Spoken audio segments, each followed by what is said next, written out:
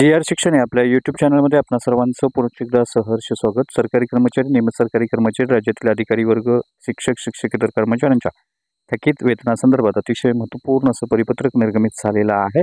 आजचं हे थकीत वेतनासंदर्भातलं दुसरं महत्त्वपूर्ण असं परिपत्रक असून नेमकं काय आहे हे परिपत्रक आणि या परिपत्रकाचा फायदा कोणत्या विभागातील सरकारी कर्मचारी, नियमित सरकारी कर्मचाऱ्यांना होऊन त्यांना त्यांचा लाभ मिळणार आहे या संदर्भातील सविस्तर माहिती देणारा हा व्हिडिओ पाहण्यापूर्वी नेहमीप्रमाणे आपणा सर्वांना एकच विनंती, व्हिडिओ शेवटपर्यंत पाहावा आणि आपण जर आमच्या चॅनलवर नवीन असाल तर चॅनलला जरूर सबस्क्राईब करा, समोरील बेल आयकॉनला सुद्धा क्लिक करा जेणेकरून महत्त्वपूर्ण शासन निर्णय, कर्मचारी पेन्शनधारकांच्या हिताच्या महत्त्वपूर्ण अपडेट्स आपल्याला आपल्या यूट्यूब चॅनलवरती सर्वात अगोदर पाहाव्यास मिळतील।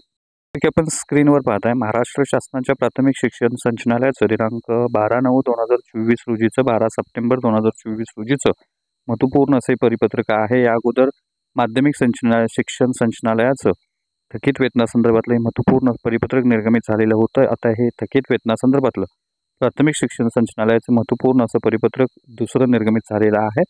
याचा विषय अतिशय महत्त्वाचा आहे। थकीत वेतन शालार्थ प्रणालीद्वारे ऑनलाईन सादर करण्यासंदर्भातलं महत्त्वपूर्ण परिपत्रक आहे। याच्यामधली थकीत देयके शालार्थ प्रणालीद्वारे ऑनलाईन पद्धतीनं सादर करण्याबाबत शासनाने निर्देश दिलेले आहेत आणि त्याच्या अंमलबजावणीकरता हे महत्त्वपूर्ण असे आदेश या परिपत्रकाच्या माध्यमातून निर्गमित झालेल्या आहेत। आता थकीत देयके जे आहेत ती थकीत देयकांचा प्रकार सुद्धा याच्यामध्ये देण्यात आलेला आहे।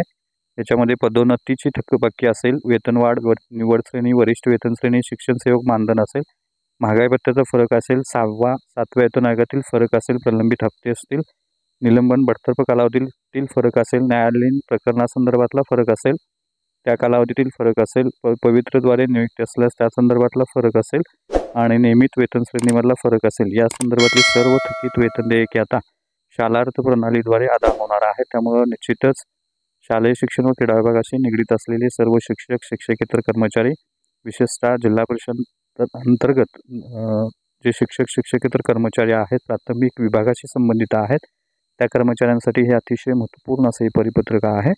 त्यामुळे निश्चितच त्यांचा 6व्या 7व्या वेतन आयोगाचा फरक प्रलंबित असेल, प्रलंबित हप्ते फरक जर प्रलंबित असतील तर त्यांना या वेतन प्रणालीद्वारे म्हणजे शालार्थ प्रणालीद्वारे वेतन देयके आता अदा होणार आहे। वेतन थकबाकी जी आहे ती मिळणार आहे। त्यामुळे निश्चितच त्यांच्यासाठी अतिशय महत्त्वपूर्ण अशी बातमी आहे असं आपल्याला म्हणता येईल।